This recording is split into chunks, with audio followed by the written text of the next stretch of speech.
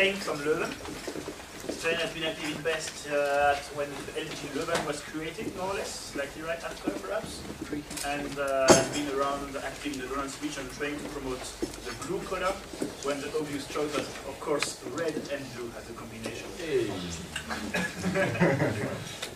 So, Stijn after being in Leuven, Stijn has moved to Greece, to Athens, to do an MBA, and he has been working also 6-7 years on with a startup, a small company that has been created before, and joined and helped to develop sales and to make it grow somehow. So, lean startup. Okay, if you don't want your startup to become fat and crumpy like I am, you need two things: stop alcohol and do exercise. I know. So stop traveling. So that's all the bit. It's reducing a little bit the different tips and tricks that Stijn will teach you from his own experience how to keep a startup active, dynamic. Try it for 1 hour. Questions should be asked, I think, at the end of the presentation, not to keep the flow and to optimize the time we have. If you have if you need some clarification, something you don't understand, of course, please interrupt, and then you will get additional clarification. Everything is fine? Let's go. Okay, before starting, I want to ask, just to get a bit of a feel of who has heard of these ideas before. So who of you has heard of the lean startup, has maybe seen a video or read a blog or something like this? Show of hands? Okay, some people, but not too many, that's good. I subtitled it Stuff I Wish I had known earlier, and that's actually what it is. And to start off, I would like to tell a little bit about myself and why I'm giving this presentation. So I studied engineering in Leuven, then I had a very nice time at Invest. And then after graduating, I started working at Quadrox. And a lot of the stories that I will tell you today actually are from my period at Quadrox. It was very interesting that I had been in Invest before, because pretty fast in Quadrox I became a manager. I started off as an engineer there, but I became a manager in charge of product development. I was in charge of the development team. I was leading them, trying to organize them. I was also, together with our CEO, I was in charge of the strategy of the product. So which features should we include, how should we plan them, how often should we release. It was a software company, by the way. We made a software that records security cameras, surveillance cameras. Right? We used to ship it in PCs like that as a box, as a device, but basically it was software. Now I did that for about 6 years, and I learned a lot, but it was also a very frustrating period for me, because it didn't really go well. I've been out of Quadrox now for over a year. I did an MBA in the meanwhile, in part to find out what I was doing wrong before. Right? I don't know how it is in Quadrox now. They apparently had some other personnel changes as well after me leaving. So I don't know how they're doing right now. But in the time that I was there, I had the feeling that this was a bit a company in the land of the living dead. They were not quite dead. We were not quite completely out of the market and dying, but we didn't seem to really make any progress either. And okay, I was trying different things, to develop more efficiently, to schedule the right features, and it was not really working. So that's in part why I went to do the MBA, and why I started reading about this stuff, because it's not, at least then it was not obvious for me what you should do and actually to get a product out in the market and to get it to sell and to be successful as a startup. The company itself was about a decade old when I joined it, but afterwards I understood, and I will go into it a little bit, that it was in fact a startup. Like, even though it was already 10 years old when I joined, and okay, about 15 years old when I left, it was still a startup. Right? Right now I finished my MBA. I'm working as a business analyst at Vision Mobile, which is a company in Athens. But I won't talk too much about that, because it's a bit different field, although slightly connected, because I'm working with business models there, right? which I will talk a little bit about. Okay, these are the three things that a startup or any company in fact needs in order to successfully bring a product to market, right? You need to have a compelling vision. It's an idea about what the world will look like after you're done with it, right? You need a strategy. You need to understand how you're going to do that, how you're going to change the world. And finally, you need to execute that strategy in order to make a product and make all your customers so happy that they will flock to your company and they will buy every little thing that you have, right? When I started trying to understand how to build successful products, I started reading a lot. I started also afterwards reading about entrepreneurship and about starting businesses. And this was actually a bit of a frustrating experience because most of the stuff that you read is up here, right? It's about entrepreneurial traits, you know, what is an entrepreneur? I mean, how do you recognize one when you see one in the wild, right? It's about getting funding, pitching, even the presentations we had today about how to register your brand or a patent. It's very focused at the actual start of your company, and not so much at the execution phase, right? Also in my MBA, I took entrepreneurship classes. Those were basically about how to write business plans, right? Business plans. Sorry if I offend anybody, but they're absolute bullshit. They're just fantasies of the entrepreneur, right? It's not really helpful if you actually want to build. And the sad thing is, a lot of companies fail, and they all fail here. They all fail in the execution, and that was exactly where I was failing in Quadworks as well, right? Somehow we had ideas and we had strategies, and by all means we had very smart people who were working very hard, and still we were not making any progress. Why? It's over there. So in my talk today, I would like us to focus really at the bottom of the scheme. I will talk a little bit about strategy, not too much, but I mainly want to focus about execution. Now, what I found out, or the ideas at least that appealed to me most when I was reading about a lot of this stuff, was we were doing a lot of work and we were working very hard and trying and doing stuff, but it didn't result in progress. So that's basically wasted effort, right? If you do effort and there's no result, it's wasted. Now, if you read about eliminating waste, then you end up with this concept of lean. Now, most of you know lean from lean manufacturing, where it is used in exactly that context, right? If you have a manufacturing process, how do you eliminate waste so that what you do is actually all value-creating activity? That's the basic meaning of lean there, right? The interesting thing is, in manufacturing, it's actually pretty well known what you're manufacturing, hopefully. In startups, this is not the case. If you want to eliminate waste in startups, where waste means effort that doesn't result in progress, right? It's more difficult than in manufacturing. And the reason is that you're in situations with extreme uncertainty. And this concept somehow is the prime idea behind this movement now called the Lean Startup, which I want to tell you a little bit today.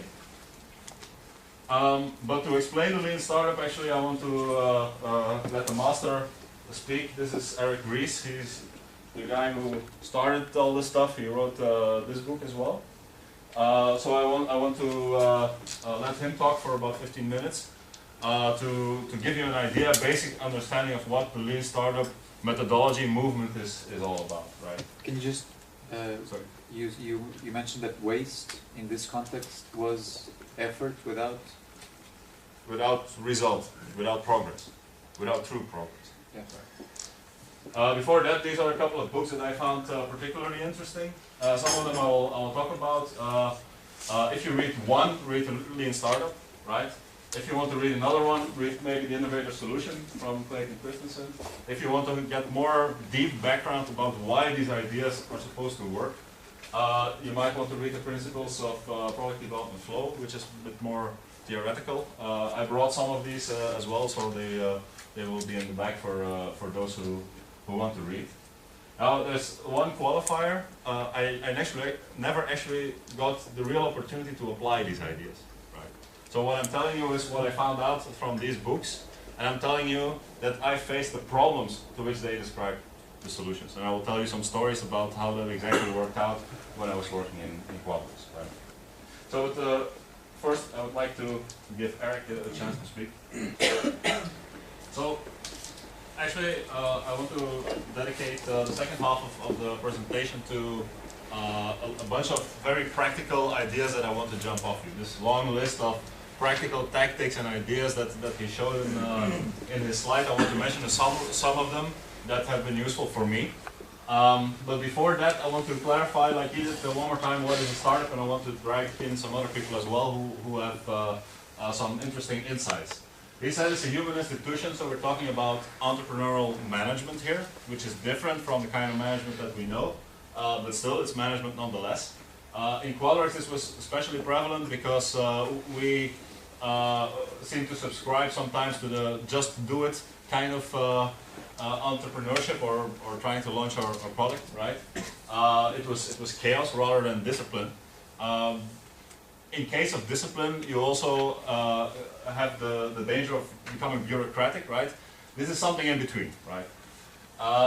You cannot have chaos, but you cannot have bureaucracy either, so this tries to mitigate. Create something new, something can be anything.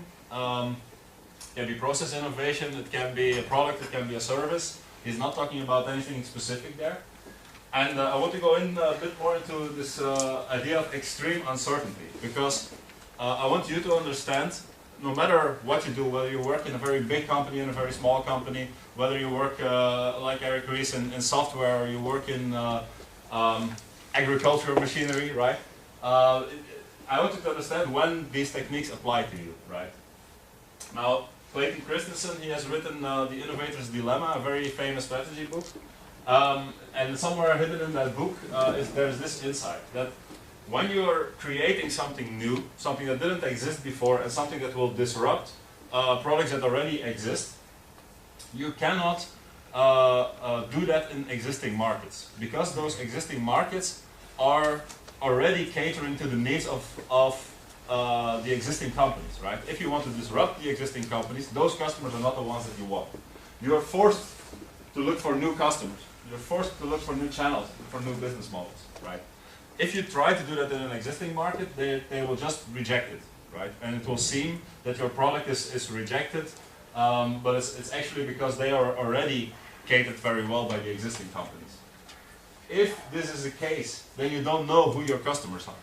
This is a very important insight for me.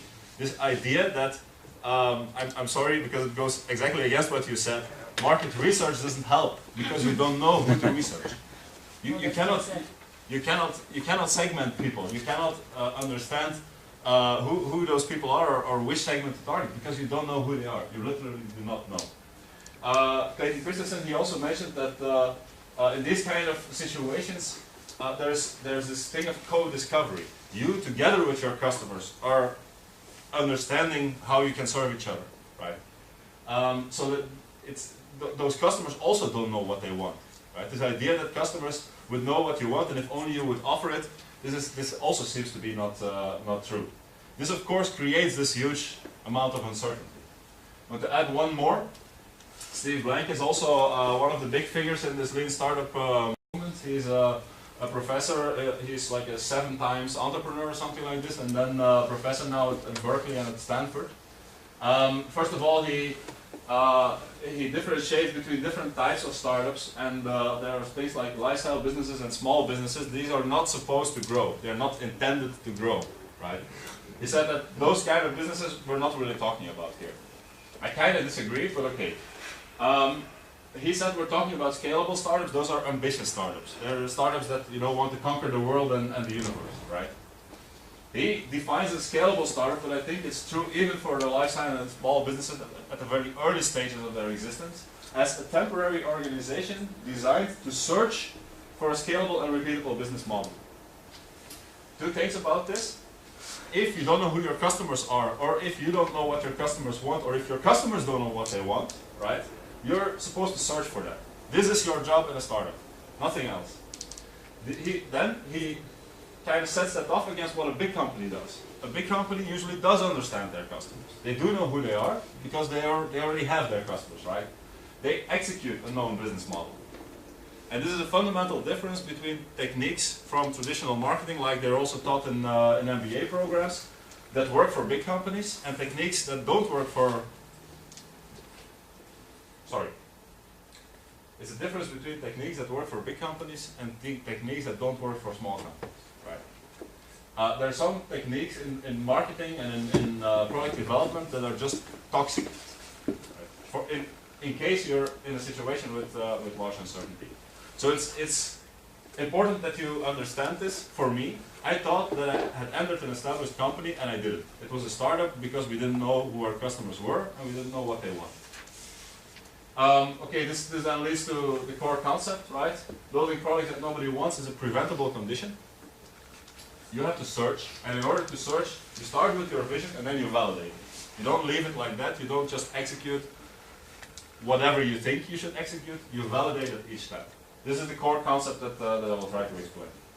But okay, let's get practical. I want to just jump off a bunch of ideas, tools, processes that either I've used or were interesting to me, right? First is, if you have a vision and a strategy, you want to document it somehow. And this is important for two reasons. First of all, to clarify this strategy. This is especially if you work with co-founders, right?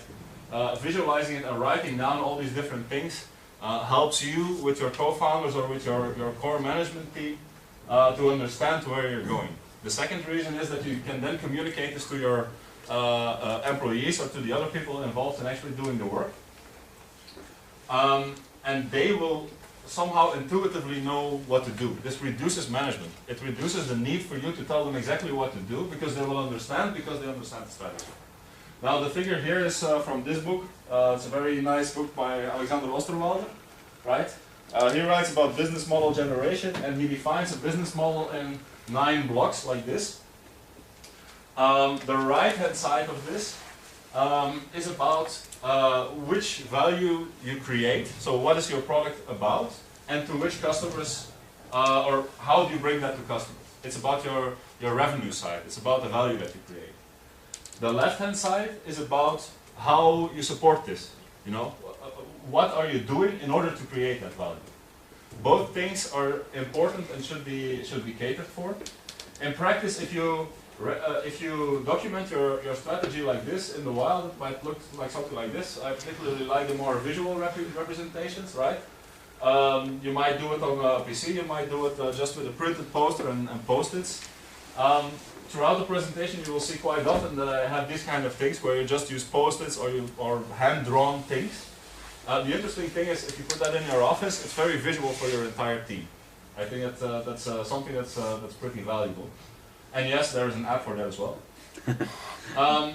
This is another one, Board of Innovation. They're a consulting company from Belgium. They represent business models in a slightly different way. It's kind of complementary to the business model canvas from Osterwalder. They have these sets of icons that represent players in your particular field and kind of value that might be exchanged for product services, but also data or rights or reputation, right? If you combine them, it looks something like this. So this is one particular business model, right?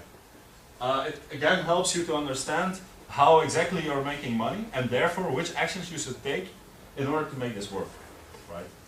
At Quadrox, we for sure never had this kind of clear idea about what our strategy was. So it wasn't very well communicated to our team. So our team, especially different parts of the team, had very different ideas about what should be done next. This was complicated even more because we were not catering. If you look back here, you know, this is all your customer segments. We were not catering just one customer segment. We were catering to more of them. And then you got completely confused about, you know, which value you were creating to which customer segment and so on and so on, right? Having clarified that in a scheme like this could have helped us a lot. I said I was going to talk about execution. I want to make one little exception. This was a particularly interesting concept by this guy, Geoffrey Moore, right? He's written Dealing with Darwin. He's written Crossing the Chasm. He talks about return on innovation. This is about which kind of projects you want to run, right? He said that if you're innovating, there are several things that are not waste, right? Several things that help you to progress. He calls them differentiation. This means getting out of your competitive field, yeah? Preferably to a place where your competitors either cannot or will not follow you. There is catch-up, right? If your competitors have somehow gotten ahead of you and they have features that your customers want, you need to get those features, otherwise you will just be out of the market, right? If you try to sell a telephone today that doesn't have an address book, you're not going to sell any, right? So you need this. Productivity is about doing things more effectively so you can take money out of one particular business activity and put it in another, right? Now his interesting insight is anything that you do that, if you try to differentiate yourself from your competitive circle, if this is your competitive circle, anything that you do that doesn't bring you outside of this competitive circle to a place where your competitors either cannot or will not follow you, if you don't go far enough, if you do like a little bit like be best in class or something like this, it's not good enough, it's waste. You will not gain exceptional returns from this kind of effort. You really need to get out. The same with catch-up. Anything or neutralization, anything that you do, if you don't have a feature and your competitors have and they make a business out of this and you try to implement the same feature, you don't want to make the best feature in the world. You want to make a feature that's just good enough. Anything above that is waste and will not get you exceptional returns. So that was interesting as well. We certainly sinned quite a lot against this when I was in the team. Right. So once you have written down your strategy, it's time to get out of the door, because if your job is to find who your customers are and what they want, you will not find the answers within the walls of the building, right? So you need to get some customers and try to find out what they value. The sentence below here comes from a guy called Ulrich. He says that traditional customer segmentation, for instance, based on age or demographic or something like this, is often not very useful. It can misguide you sometimes. More productive is to ask which job they are hiring your product or your service for. What are they doing with it? What are they trying to achieve by getting your product or service? Once you know that, it's quite obvious which features to include and which features not to include, right? If you're BlackBerry, you might want to help people make productive use of small pieces of time they have somewhere. In that case, a music player is probably not so useful, so you can leave it out, even though all the rest of your competitors might have it. There's a very formal process for getting out of the door, right? It's called customer development. Steve Blank is the guy that has developed it. To be honest, I bought his book, but I haven't managed to read it yet, so I don't know anything about this, but that's where you can look if you want to know something more about that. Very important though is to check what people do, not what they say. Market research in asking people what do you want is pretty much useless, it can be misguided. I guess we covered that also quite well in your presentation. Checking what people do, it can be qualitative or quantitative. You can measure people's behavior, or you can just observe them and draw qualitative conclusions from that. It's both valuable, but asking people what they want or what they think of something, you will not gain any very valuable insights. Also, what keeps being stressed over and over again when you read about these kind of techniques is do it yourself. Do not outsource this. Do not give this to somebody else. Do not give it to a consultant. If you're the founder, do not give it to your sales manager, right? As a founder, you should be going out and getting customers and finding out what they want. In Japanese, in the Toyota system, which is where lean manufacturing and the whole lean concept originated, they call this Genshin Genbutsu, which really translates as go and see for yourself. First-hand experience is valid, second-hand experience is not. Right? So this is an important thing, and the reason for this is if somebody comes to you and says our customer said this or said that, and it's not within your belief system, then you will reject it.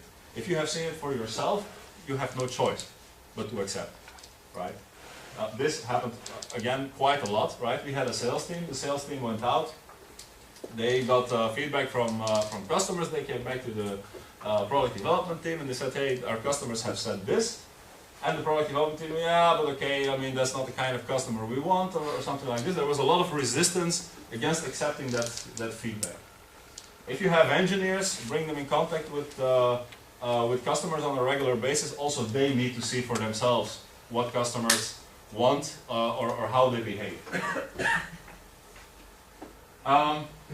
Next is to build a set of hypotheses and actually test them. You don't know what your business model will be, who your customers will be, what they will want, what will work, what will not work. Right? You of course have masses of ideas about this. Right? That's how you got started. Right? You have an idea in your head. You think that something will work this or that way. Right? And you want to go out and find out whether that idea is actually right or not. Right? Instead of completely executing and then finding out that it was not. And then you fail and you stop. There are two sets of very important hypotheses that you should test. Those are value hypotheses. Is this really valuable for my user? Right? You can test that. And the other is growth hypothesis. If for instance you're expecting viral growth, right? This is how I conceive my business model. People will tell each other, and I will grow like hell without spending any marketing dollars. Right?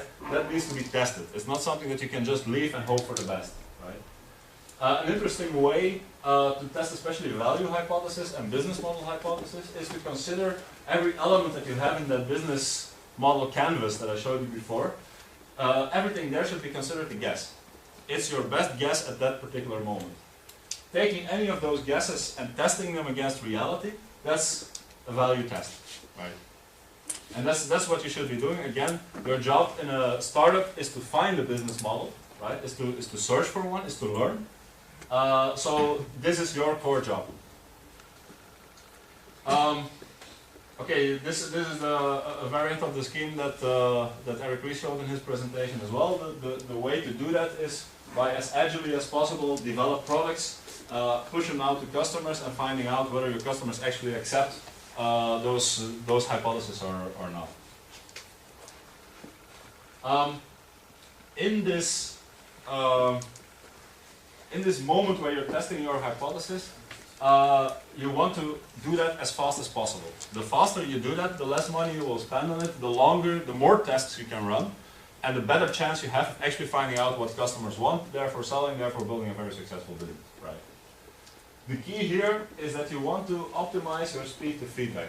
If your goal is to learn about customers, if your goal is to search for a business model, the most important thing is feedback, because without feedback there is no learning. Right? Now this will seem, when you're actually executing it, this will seem very inefficient. Right? This was a big problem in my team as well, because each time you made adjustments halfway through, right? They're developing something, and then halfway through you say, we found out that that's not really what the customers want, this is more urgent. There will be a lot of grumbling from our development team, and quite rightly so, because they are most efficient if they sit down and write code and be very concentrated on their task, not if they're constantly interrupted. This is a false premises. It's not efficiency that we're after, it's speed to feedback. So if a developer needs to be interrupted in order for you to get faster feedback, then maybe that is what should be done, right? If you're making a crappy product because that helps you to learn, this is something we will discuss in a little while, then that's maybe something you should do. This is how Eric Ries says it, right? You want to minimize the total time through this feedback loop, so you want to get from ideas to actual data and learning as fast as possible. This is your objective. Some techniques to do that. One is controlling work in progress. I will explain some techniques to do that. Another is cadence. I don't know how to say that in English. This means doing something systematically on a regular basis. It will help to reduce overhead. Example from my team, we used to do usability reviews, right? To discussions about how the product could be made more user-friendly. This was a big hassle to arrange this every time that we had a new feature.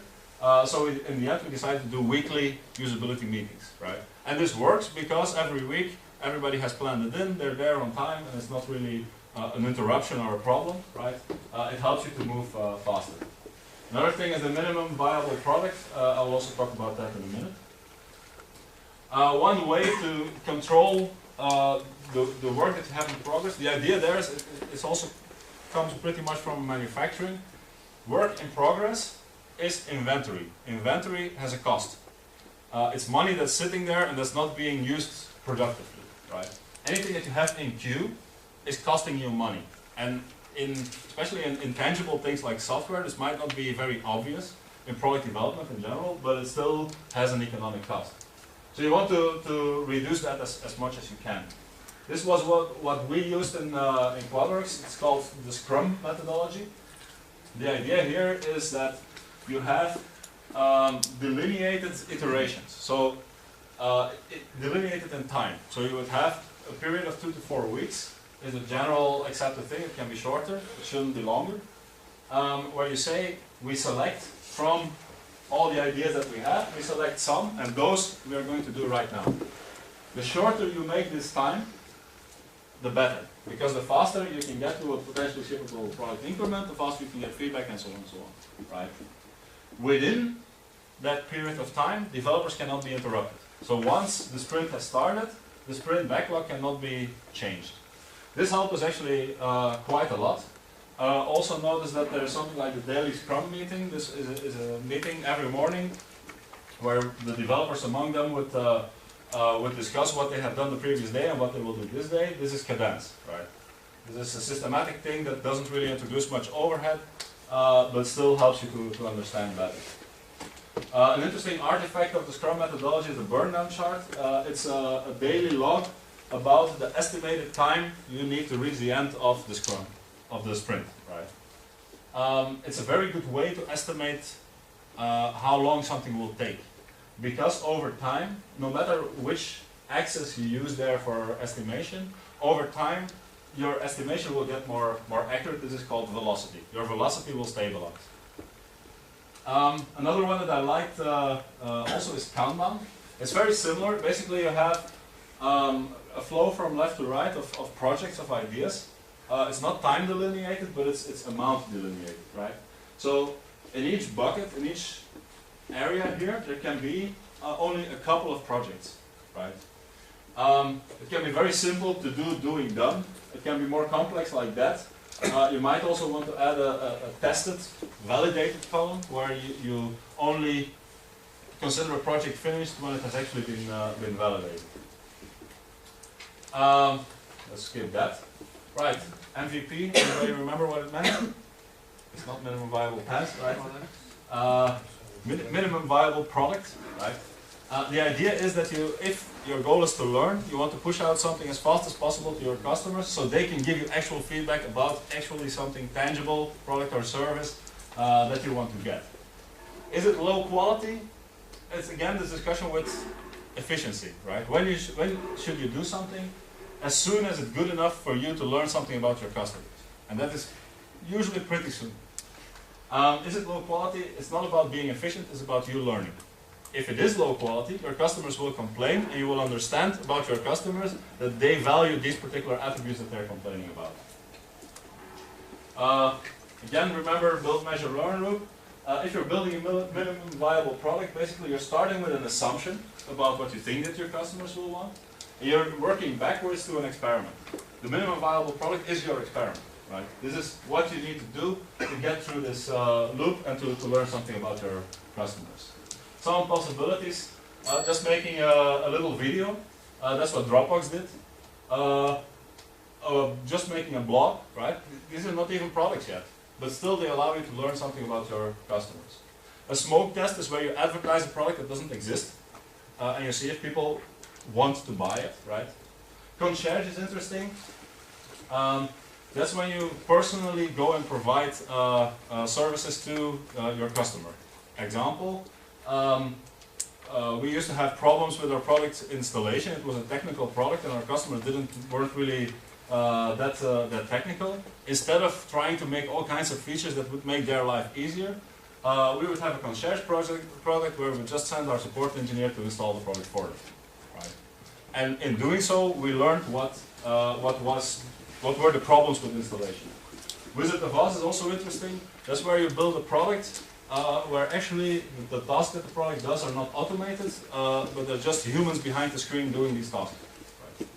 These are all kinds of things that you can do to very fastly put something out to customers and learn something about what they want. One more, because we were talking about intellectual property, I couldn't resist. This is a minimum viable patent. Okay, tracking your progress, also very important. Eric calls this innovation accounting. It's about monitoring what you're doing, right? Financial statements is a traditional management tool. It's again not very helpful because in the early stages of your company, it will basically be flat, right? Month 1, revenue 0. Month 2, revenue 0. Month 3, revenue still 0, right? Minus. Probably. How do you know if you're making progress in a situation like this, right? You need something else, right? You need other types of metrics. One way to track the hypothesis that you're making, especially in your business model canvas, is this product that's fairly new, the Lean Launch Lab. It's basically a communication tool that you can use, for instance, to communicate to your investors the kind of progress that you're making, the kind of hypothesis that you're testing, and whether they are valid or not. It's a combination of this business model canvas with some additional tools and a structured blog. This might be interesting.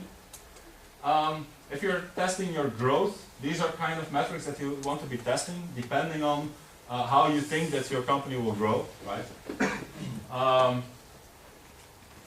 I suggest that, because I'm almost out of time, but I suggest that you look into those. They should be actionable, audible, and accessible. I'll also skip that. Cohort analysis is interesting. Instead of using cumulative measures about your customers, test each cohort of customers differently. So the customers, for instance, that you get in month X, that's one cohort. The next month, it's another cohort. And they can be tested separately from each other. So you can get metrics from them separate from each other, and you can then understand how your metrics that you are measuring are differing month to month, right? Whether they are improving or not. Split testing is interesting. This means that you push 2 different versions of your product to 2 different sets of customers, and you see which one is best. Beware of vanity metrics. Vanity metrics are metrics that always go up and to the right. If you're in software, cumulative downloads might be one, right? It's impossible to go down, right? They're dangerous because they might give you the impression that you're growing, while actually you're not, right? Cohort analysis is much more interesting in that sense. Finally, if something goes wrong, just to close here, the 5 whys is an interesting technique. I think that most of you will be familiar with what that is. So it's a root cause analysis. You start off with your problem, you ask why, you get an answer. To the answer, you again ask why, and so on and so on. An interesting insight here was that when you get this analysis, you might want to improve at each level proportionally depending on how bad the problem was. And this gives you a way to make investments in problems without immediately having to solve the entire problem all at once. If a problem occurs frequently, then you will make proportionally more investments because it will come up again and again in your root analysis. If it only occurred once, you will make a small investment and it will not occur again because it was just by accident. Right. I'm not going to thank you for your attention. I'm just going to wish you good luck. I went through these ideas very fast because I just wanted to give you some hints about where you might start looking if you're actually starting to develop products. This is it's something that I struggled with quite a lot. And with these ideas, I have now very clear ideas for me, at least, about how I could have done it better, right? I wish somebody would have given me a presentation like this like 10 years ago. I would have done a much better job. So if you want to know more about any of these particular techniques, come and talk to me and I would be happy to explain you more. Yeah, thank you. So we have 10 minutes for questions.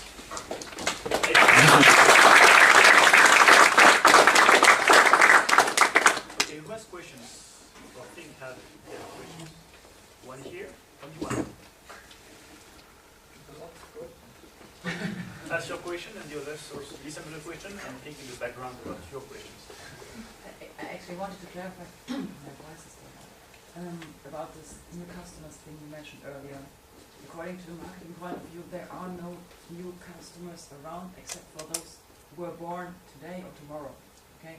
So what you have in marketing point of view is customers who did code quite well without your product form. So you have to realize why they are coping that well and how you can get them. I only want to clarify that. So there are, by definition, no new customers when you're starting up a business. But you have to find out how you can attract them, or how your product attracts to them. If you would ask Clay Christensen, because it's in the context of his work that I mentioned it before, he would say that new customers are customers that previously were not served very well by the existing offerings, or they did not have access to them. For instance, existing things might be too expensive or too advanced for them. Yes, but this means that you have to segment or have to find out about the existing customers and segmenting them why they are not satisfied with the product, or if they are not satisfied. For example, you're using the example of Steve Jobs and the iPad. Nobody actually was asking for that. Before that. And certainly most people were not aware that they're missing something. Yeah, so this is actually what we're talking about when you're doing a startup. So you have to be quite visionary, and that's the point, the whole point of it, to figure out what are they missing, or is there anything they're missing where I can get my product or my service. The iPad is actually a very difficult example, because it's not very clear even now why people would use tablet PCs. So people are buying them, but it's not clear whether this Can is you a answer fad this question, or whether please? this is just a very limited market, or whether it will grow out to replace PCs. Right? A better example, one that Clay Christensen used, and I kind of like it, might be the transistor. Before transistors, you used to have vacuum tubes. Right? I mean, this is all way before we were even born, right? But you used to have huge TVs, and they would work with vacuum tubes, and they would be very expensive, and people would buy them because there was nothing else. When transistors first were developed, actually all the vacuum tube companies were trying to develop transistors as well. They had seen this technology; it was very interesting for them, and they were trying to do it. But the performance of these transistors was not yet equivalent to that of vacuum tubes. Right? So they didn't push it in their main market. Actually, they tried. Sometimes you can try, but your customers, your existing customers, will not accept the solution. The one who actually managed to push it off was Sony. And Sony didn't produce huge TVs and very high quality stuff. They produced a transistor radio.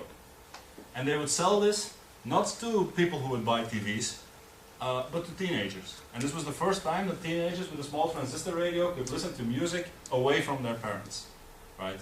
These are new customers. They were customers that previously would not be even remotely on the radar for people making things that were based on vacuum tubes. They're no customer customers, because those teenagers, they were using music in a different kind of way. So they're not. Okay, you're delivering a better solution to their problem. If you were a TV manufacturer at that time, you wouldn't even consider them. Yeah, that's what I mean. Don't talk about your kind of view, but you need to focus on the customers. That's what I'm talking about. You need to have the viewpoint of the customers. Okay, but which customers? There are no customers. Teenagers didn't exist for TV manufacturers at that time. There's a new sucker born every minute. There are some other questions and specific remarks. You're arguing about semantics here. Oh, Really helping. Then the, Just sing. so Okay. you can, Next how question. you can continue in No, those Oh, sure. or about something else. I would just add here that there is an expression creating the need. So let's say in this I'm example sure about Anya would call it uncovering the need rather than creating it. So you agree. okay, so yes, these teenagers they didn't know that they want a radio. They didn't know about the opportunity. So this is a totally new market actually. Also, it's the same, let's say, about Nike making shoes with these soft pads. Nobody wanted this at first, but Nike created need for soft pads. This was Do I something have new. time to answer that? Okay, In the we'll break. discuss this later. Any other questions? From the first presentation, I had the perception that this lean approach is mostly for businesses, mostly for internet, where you have lots of potential customers, which you don't know which segment it is. But I know that, for example, the agile approach is also used in Ericsson, but they they sell phones and solutions for a big population. So my question is, do you think these approaches are usable for business-to-business approach? Because, for example, I have a product development for, at the moment, 2 possible clients, which is absolutely different because I don't have a mass of clients to go there. Maybe this one is liking it, other one is not, and that's it.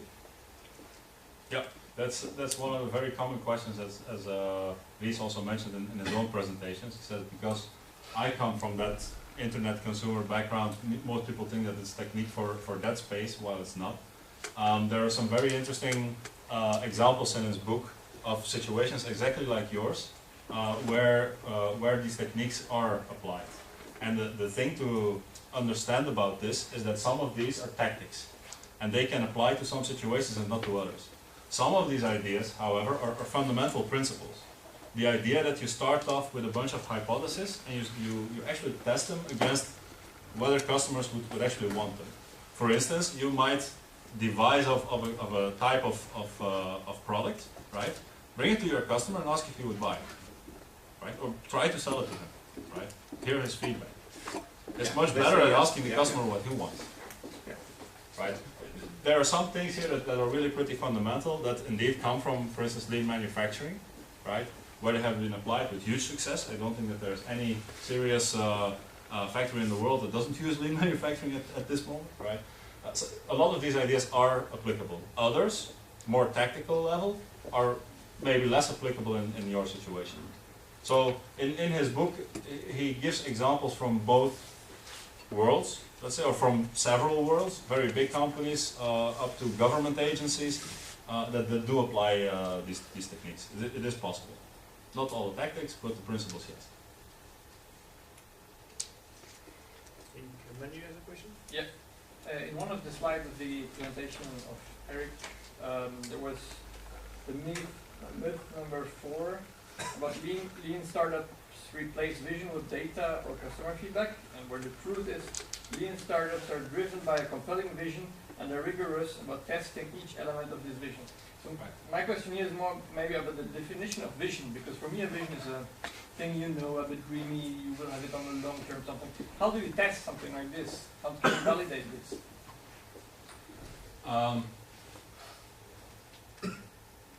You don't. No. Time Let machine. me explain. A company, a startup, let's say a startup, is an experiment. The entire company is an experiment, whether the vision that that company has can be, commercialized in a profitable way, in a sustainable way. Right?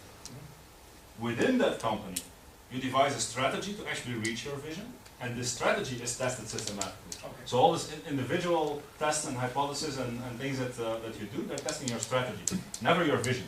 Okay. When he talks about a pivot, so a pivot is a major change in strategy. It's a change of strategy. It's never a change of vision. If the vision fails, if the vision is not correct, basically the entire company will fail. And you will find that out faster by trying again and again different strategies, and if none of them work, then maybe your vision is wrong.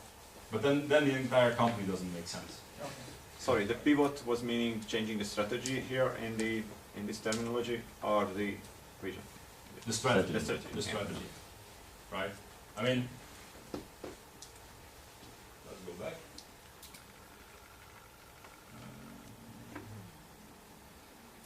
To this, right? Every building block here of your business model is basically an element of your strategy. For example, I might sell shampoo through supermarkets. That's a channel, right? It's part of your strategy. You might sell shampoo to hairdressers. You might sell shampoo in pharmacies, right? Those are different channels. You don't know for your particular type of shampoo which is the right channel, right? each time you try to test, you try it, right? You find out this works, this doesn't work. If you need to change it, that's a pivot, and it's a change in strategy.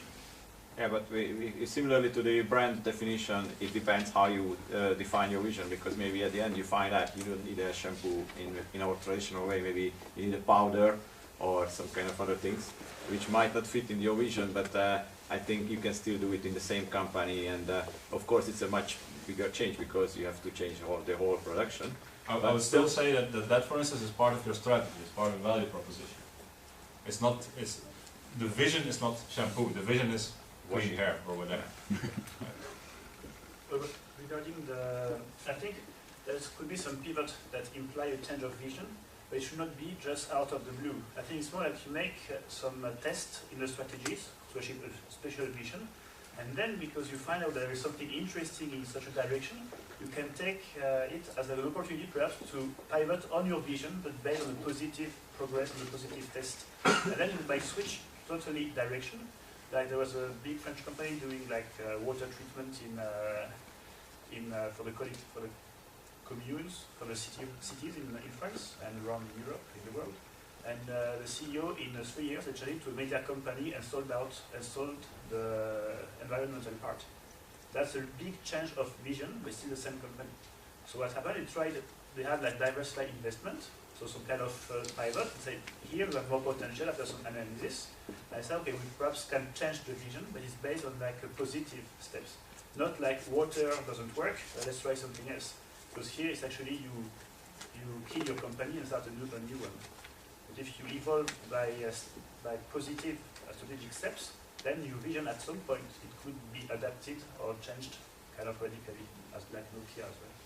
I think it's the way I do it when I... Again, it's a bit of a semantic discussion of what is vision and what is strategy, right? How do you split between the two? So I'm sure that we can discuss this endlessly. Just to make, who has more questions about the topic? We have on John. Okay, so last question and after coffee break. Right. Yeah, I think that the beginning of your presentation was very good because you said that you wouldn't talk so much about the vision and the strategy, you talk about execution.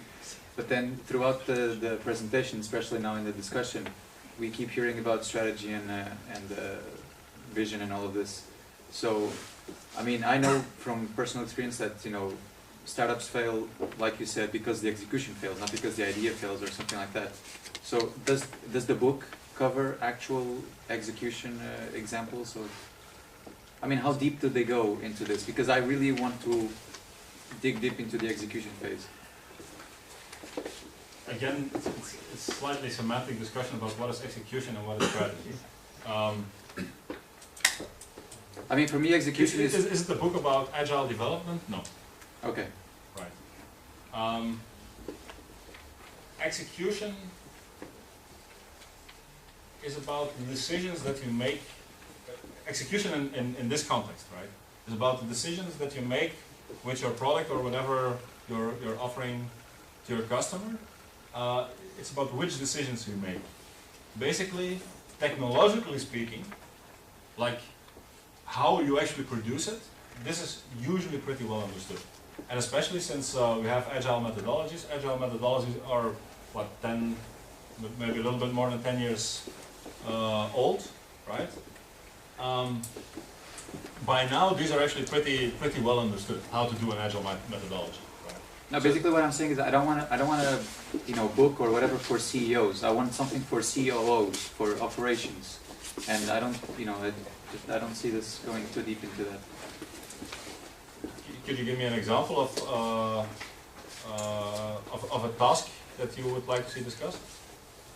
I mean, we can discuss. What is we can discuss it later. We can discuss it later. Yeah. I would be glad. Yeah. Okay. Okay. Thank you very much. Thank you very much to you.